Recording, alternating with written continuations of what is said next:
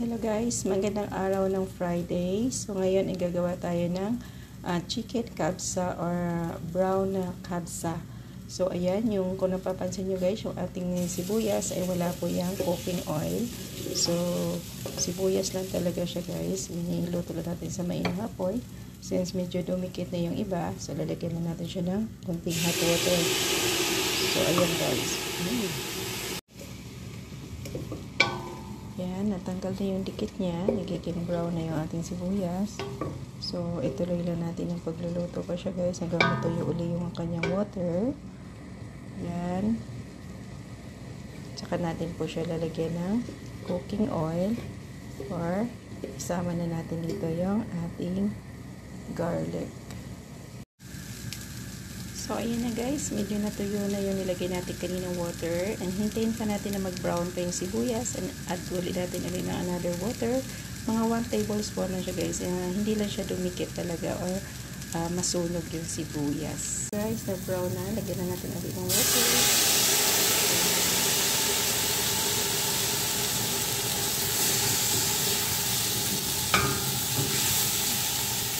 Guys, dahil brown na siya, i-add na natin ngayon yung ating cooking oil and then yung ating garlic. Ito yung aking nilalagay na pure ghee or cooking oil, pwede naman po siya guys, yan. And then add na natin yung garlic natin. Ayan na siya guys, hintayin na natin na mag-golden din yung ating garlic at i-add natin yung ating chopped coriander, fresh coriander and tomato. Add na natin yung ating coriander. Ayan. Okay, ito yung ating chopped tomato. Ayan, haluin na natin maigi siya guys hanggang madurog talaga yung ating tomato. Saka po natin ilalagay yung ating chicken. So, ayan na siya guys. Hintayin lang natin na madurog yan. Takpan na natin. Iluto natin ng 5 to 10 minutes hanggang mag-paste na yung ating chopped tomato. Ayan na siya guys, nag-paste na yung ating tomato. So, pwede na natin ilagay yung ating nalinis na chicken. So, arrange lang natin siyang ganyan. Ayan. Ingatan na natin na hindi siya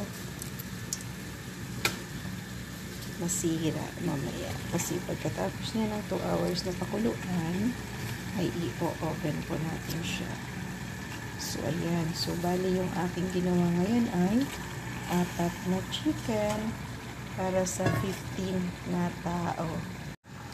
So, ayan guys, since na-arrange na natin, maglalagay na tayo ngayon ng ating kabsa spice. Ito yung Arabic spice.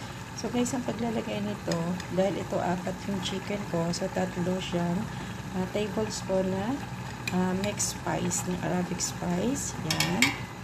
Lagay na natin sa ibabaw.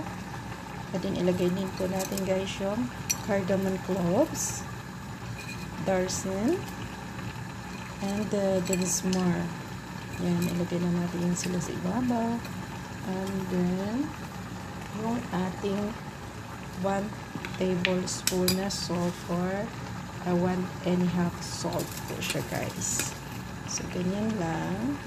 Ayan, maglalagay din tayo guys ng 3/4 tablespoon ng coriander powder. Diba kanina naglagay na tayo ng fresh coriander. So, ito naman ay coriander powder and then the black lemon. So, and then hintayin na lang natin na mag-paste talaga yung ating tomato.